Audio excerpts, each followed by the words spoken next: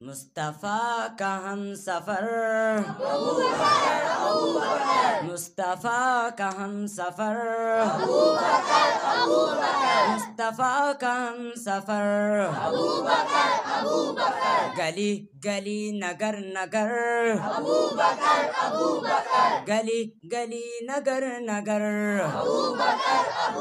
لٹایا جس نے اپنا گھر، احسان جس کا دین پر، ہے چرچ جس کے عرش پر، لگے کنارہ فرش پر، ابو بکر ابو بکر، ابو بکر ابو بکر، صحابہ میں ہے شان والا، رتبہ جس کا بلند بالا، یار محبوب رب اعلی، مصطفیٰ کا ہم سفر، گلی گلی نگر نگر، مصطفیٰ کا ہم سفر، گلی گلی نگر نگر، ابو بکر ابو بکر، ابو بکر ابو بکر، آخر دعوانا الحمد۔ دنیائے محبت میں معیار وفا کون، جز حضرت صدیق زمانے میں ہوا کون، بھنورے کی طرح عشق محمد میں جلا کون، اکملت لکم دین کو سمجھا تو بھلا کون، جا پوچھ علی مولا کے والد سے کبھی پوچھ، بچپن سے نبی پاک کے ہمراہ چلا، بچپن سے نبی پاک کے ہمراہ چلا کون، مصطفیٰ کا ہم سفر، مصطفیٰ کا ہم سفر، مولا کو ملی بستر اطہر کی امانت، مولا کی امانت کو بتا لے کے گیا کون، اور دن پیر کا ہے، دن پیر کا ہے، عمر کے ہیں سال 63، سرکار کی سنت پہ دکھا ایسے مرا کون، یہ چھوڑ کوئی بغض کی شدت میں نہ مانے، یہ چھوڑ کوئی بغض کی شدت میں نہ مانے، یہ دیکھ صحابہ میں بلا فصل بنا کون، یہ کالی زباں والے قیامت میں اٹھیں گے، پھر دیکھیں گے سرکار کے پہلو سے اٹھا، پھر دیکھیں گے سرکار کے پہلو سے اٹھا کون، وہ کون تھا جو سانپ کے ڈنگ جھیل رہا تھا، صدیق تھا، صدیق تھا، صدیق سوا کون، تحسین میاں عشق محمد میں بقا ہے، اس راہ میں مر جانے سے ہوتا ہے فنا کون۔ اور ایک اور شعر سماعت فرمائیے گا کہ سرکار کا دربار نہیں دیکھ رہے کیا، روضہ رسول صلی اللہ علیہ وسلم، اللہ ہمیں اس کی بار بار زیارت نصیب فرمائے، کہ سرکار کا دربار نہیں دیکھ رہے کیا، دربار میں دو یار نہیں دیکھ رہے کیا، تم دنیا کے معیار تو سب دیکھ رہے ہو، اللہ کا معیار نہیں دیکھ رہے کیا، اور پوچھتے ہو کہ قرآن میں ابو بکر کہاں ہے، پوچھتے ہو کہ قرآن میں ابو بکر کہاں ہے، تم آیت فی الغار نہیں دیکھ رہے کیا، وآخر دعوانا الحمدللہ رب العالمین۔ قال النبی صلی اللہ علیہ وسلم انت عتیق اللہ من النار، فرمایا رسول اللہ صلی اللہ علیہ وسلم نے، اے ابو بکر تم اللہ تعالیٰ کی جانب سے جہنم کی آگ سے آزاد ہو۔ ان امن الناس علی فی مالہ وصحبتہ ابو بکر، آپ صلی اللہ علیہ وآلہ وسلم نے ارشاد فرمایا، تم لوگوں میں سب سے زیادہ مال اور ہم نشینی میں مجھ پر سب سے زیادہ ابو بکر کا احسان ہے۔ ارحموا امتی بامتی ابو بکر فرمایا رسول اللہ صلی اللہ علیہ وسلم نے میری امت پر سب سے زیادہ رحم کرنے والا ابو بکر ہے۔ قال النبي صلى الله عليه وسلم لو كنت متخذا خليلا لاتخذت ابا بکر خلیلا۔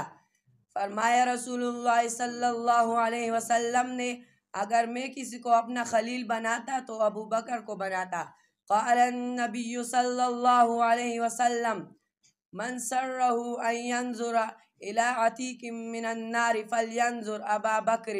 فرمایا رسول اللہ صلی اللہ علیہ وسلم نے جس شخص کو یہ بات پسند ہو کہ وہ دوزخ سے آزاد کسی شخص کو دیکھے تو اسے چاہیے کہ ابو بکر کو دیکھے۔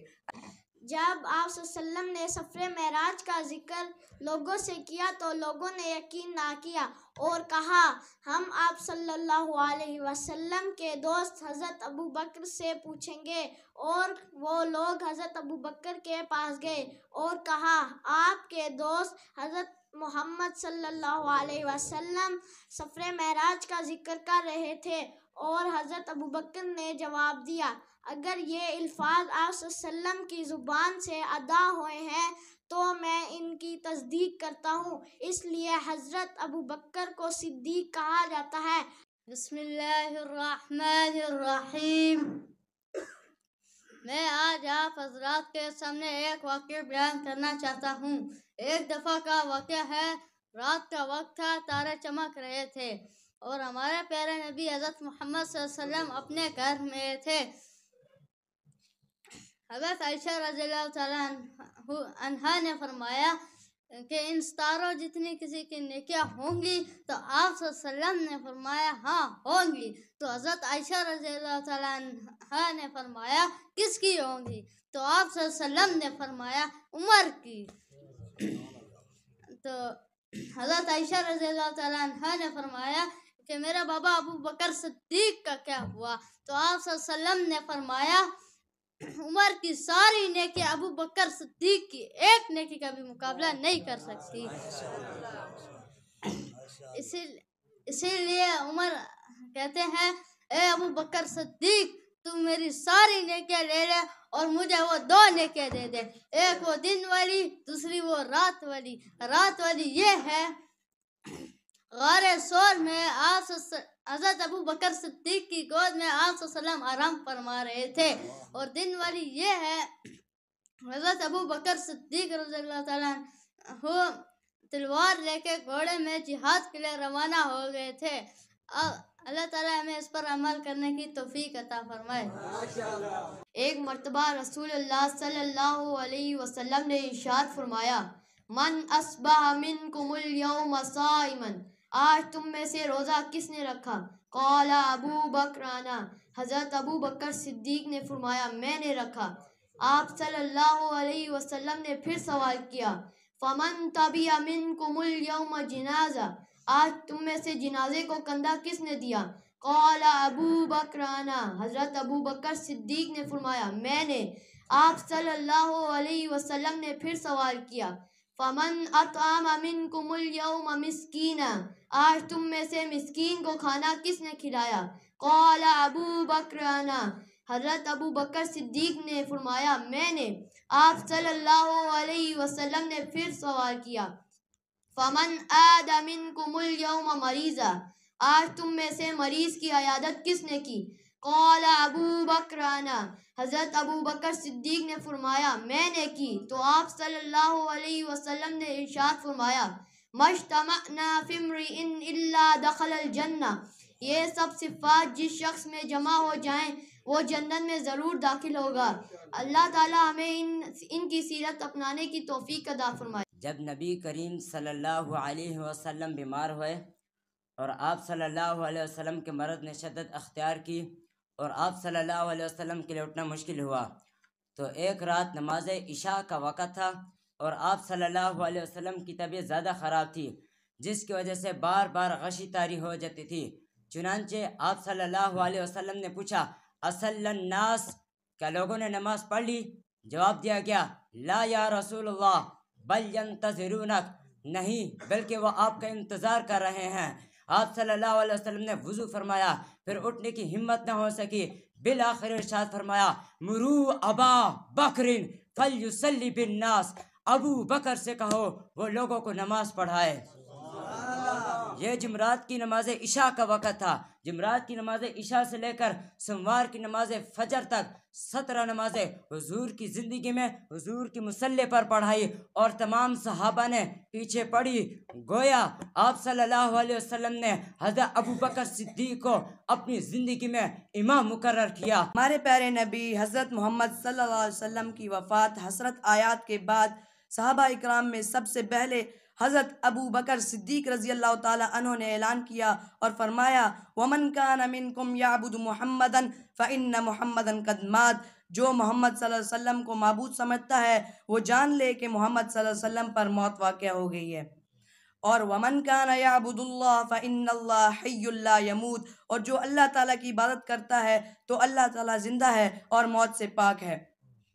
اور پھر جب کچھ لوگوں نے اختلاف کیا کہ نبی صلی اللہ علیہ وسلم کی قبر کہاں ہونی چاہیے تو حضرت ابو بکر صدیق رضی اللہ تعالی عنہ نے فیصلہ فرمایا کہ نبی کی قبر وہیں لگتی ہے جہاں وفات ہو۔ اور پھر جب کچھ لوگ مرتد ہونے لگے تو حضرت ابو بکر صدیق رضی اللہ تعالی عنہ نے ان کے خلاف جہاد کا اعلان کیا۔ اسی طرح مسلمہ کذاب جس نے اعلان نبوت کیا تھا اس کے مقابلے میں حضرت ابو بکر صدیق رضی اللہ تعالی عنہ نے ایک لشکر حضرت خالد بن ولید کی قیادت میں بھیجا جسے اللہ تعالیٰ نے فتح دی اور وحشی بن حرب کے ہاتھوں مسلمہ کذاب جہنم واصل ہوا۔ اور اسی طرح بعض لوگوں نے جب زکوٰۃ دینے سے انکار کیا حضرت ابو بکر صدیق رضی اللہ تعالی عنہ نے ان کے خلاف بھی جہاد کا اعلان کیا تو حضرت عمر اور دیگر صحابہ اکرام رضی اللہ تعالی عنہ نے مشورہ دیا کہ امیر المؤمنین ابھی ان کے ساتھ لڑائی نہ کی جائے کیونکہ ہر طرف محاذ کھولنا مناسب نہیں۔ تو حضرت ابو بکر صدیق رضی اللہ تعالی عنہ نے ایک تاریخی جملہ ارشاد فرمایا اور کہا اَيُنْكَسُ الدِّينُ وَأَنَا حَيٌّ، کہ نبی صلی اللہ علیہ وسلم کے دین میں کمی ہو اور میں زندہ ہوں اور خاموش رہوں، یہ نہیں ہو سکتا۔ حضرت ابو بکر صدیق رضی اللہ بالغ آزاد مردوں میں سے سب سے پہلے ایمان لانے والا شخص ہے۔ ہجرت سے پہلے مکہ مکرمہ میں بہت تکلیف اور مصائب کا دور تھا۔ حضرت ابو بکر صدیق رضی اللہ اس دور میں نبی کریم صلی اللہ علیہ وسلم کے ساتھ رہے۔ چنانچہ مسجد الحرام میں ایک دفعہ سرعام اعلان توحید کیا تو مشرکین ٹوٹ پڑے اور اتنا مارا کہ بے ہوش ہو گئے۔ 3 سال تک شب ابی طالب میں رسول اللہ صلی اللہ علیہ وسلم کے قید میں گزارے اور بالآخر ہجرت کے عظیم سفر میں رسول اللہ صلی اللہ علیہ وسلم کے ہم سفر بنے۔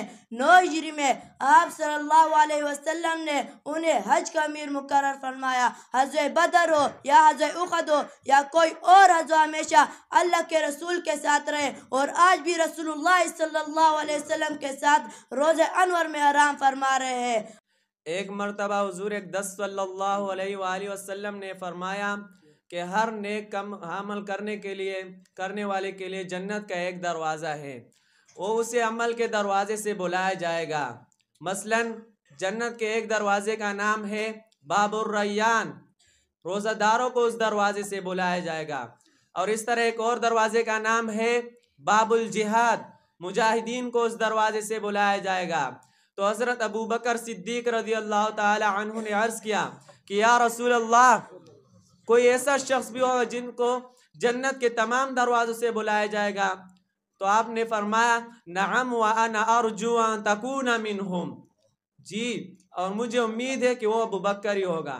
اللہ ہجرت کی رات جب مشرکین مکہ نے رسول اللہ صلی اللہ علیہ وسلم کے گھر کا محاصرہ کیا تو آپ صلی اللہ علیہ وسلم نے حضرت سیدنا علی حیدر کرار رضی اللہ کو اپنی بستر پر سلایا اور خود حضرت ابو بکر صدیق رضی اللہ کے ساتھ سفر پر روانہ ہو گئی اور مکہ مکرمہ سے تقریباً 4 کلومیٹر کے فاصلے پر جبل سور میں ایک غار ہے جس کا نام ہے غار سور، اس کی طرف رخ فرمایا اور جب پتریلی زمین پر آپ صلی اللہ علیہ وسلم کے پاؤں مبارک زخمی ہونے لگے تو حضرت ابو بکر صدیق رضی اللہ نے آپ صلی اللہ علیہ وسلم کو کندھوں پر بٹھایا اور غار سور تک پہنچایا اور پتریلی غار سور تک پہنچایا. ادھر مشرقین مکہ بھی تلاش کرتے کرتے غار سور تک پہنچے تو حضرت ابو بکر صدیق رضی اللہ عنہ نے عرض کیا یا رسول اللہ اگر وہ لوگ نیچے دیکھے تو ہم ان کو نظر آ جائیں گے. تو رسول اللہ صلی اللہ علیہ وسلم نے فرمایا ما ظنک باثنین اللہ ثالثہما. ابو بکر صرف ہم دو نہیں تیسرا اللہ تعالیٰ بھی ہمارے ساتھ ہے. قرآن مجید میں اس واقعے کو اللہ تعالیٰ نے یوں بیان فرمایا الا تنصروه فقد نصره الله اذ اخرجه الذين كفروا ثاني اثنين اذ هما في الغار اذ يقول لصاحبه لا تحزن ان الله معنا.